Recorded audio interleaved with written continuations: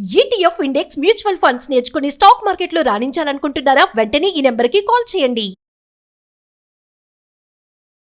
నమస్తే రమగారు. నమస్తే జయ. రమగారు, సాధారణంగా మనం వినాయక చవితి చేసుకున్నా లేకపోతే దసరా అప్పుడు అమ్మవారిని పెట్టుకున్నా ఇంట్లో ఏ పూజ చేసినా శుక్ర మంగళవారాల నియమాల్ని పాటిస్తూ ఉంటాం. చూసుకొని దాన్ని బట్టి విగ్రహాన్ని కదపటం అట్లా పెట్టుకుంటాం.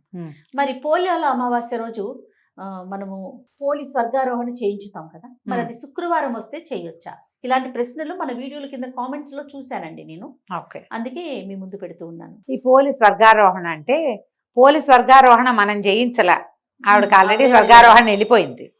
దీని ఇదేంటంటే ఇది శాస్త్రంలో చెప్పబడిన నియమం ప్రకారం నెల రోజులు మనం కార్తీకాన్ని పాటించాం. రోజు దీపం పెట్టాం. అమావాస్యతోటి కార్తీకం పూర్తయింది. తెల్లవారితే పాడ్యమి మార్గశిరం మొదలు. చిట్ట చివరి దీపంగా ఈ పాడ్యమి ఘడియల్లో దీపాన్ని విడిచిపెట్టడం ఒక పద్ధతి.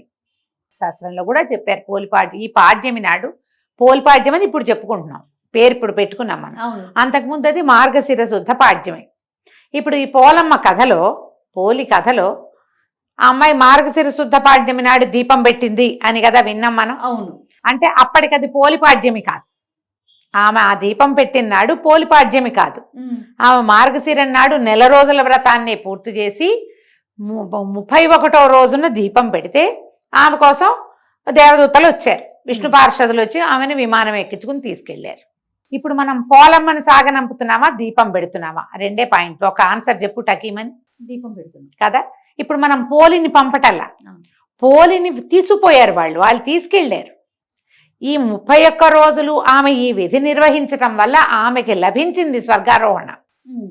ఇప్పుడు మనమేమనుకున్నాం, పోలమ్మనే మనం సాగనంపుతున్నాం. పోలమ్మని మనం సాగనంపటల్లా, కేవలం దీపం మాత్రమే. దీపాన్ని పంపించి పోలికి ఏది లభించిందో స్వర్గారోహణ, అది మనకి లభించాలని మనం దండం పెట్టుకుంటాం.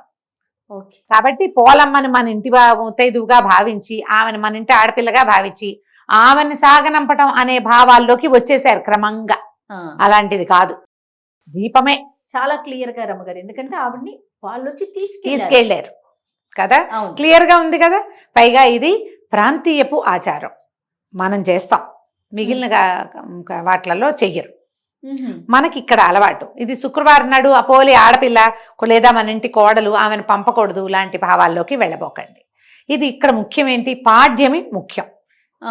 కార్తీక అమావాస్య వెళ్ళి మార్గశిర పాడ్యమి రావటం. అంతే, అది ఏ రోజైనా కానివ్వండి. ఈ పాడ్యమి ఘడియల్లో మనం తెల్లవారుజామునే దీపాలు నీటిలో వదిలిపెట్టి, ఇక నీటిలో దీపం పెట్టేది లేదా వాకిట్లో దీపం పెట్టేదానికి స్వస్తి అని ఆపుకున్నట్టే. ఇందులో వేరే పుస్తకాలు వెతకక్కర్లా, చిన్న లాజిక్ ఆలోచించండి. నేను లాజికే చెప్తున్నా. మనం శుక్రవారం కాదని శనివారం పెట్టామనుకోండి, మార్గశిర మాసపు 2వ రోజు మార్గశిర శుద్ధ విధి అయిపోతుంది. ఎందుకు ఆ పని? అది కాదుగా చెప్పబడింది. అమావాస్య వెళ్ళింది, పాడ్యం వచ్చింది, దీపం. అంతే. దానికి మన తిథి నియమమే కానీ వార నియమం లేదు, ఒకటి. రెండోది, పోలమ్మని ఆవిడే వెళ్ళింది కానీ మనం పంపలేదు. కాబట్టి ఏమీ ఆలోచించకండి, పొద్దున్నే దీపాలని వదిలిపెట్టి దండం పెట్టుకోండి. కార్తీక మాసాన్ని పంపిస్తున్నాం మనం. అంతే. అది కార్తీకం అయిపోయి మార్గశిరం మొదలవగానే పంపేస్తున్నట్టే తప్ప శుక్రవారం మంగళవారం నియమాలు ఇక్కడ మీరు పాటించవలసిన అవసరం లేదు. దండం పెట్టుకుని దీపాలు వదిలిపెట్టండి. ఇందులో ఎన్ని దీపాలు పెట్టాలంటే 1 పెట్టచ్చు, 3 పెట్టచ్చు, 5 పెట్టచ్చు, 9 పెట్టచ్చు. మీరు నీళ్లలో వదలగలిగే మీకు ఎంత అవకాశం ఉంటే అంత అన్ని.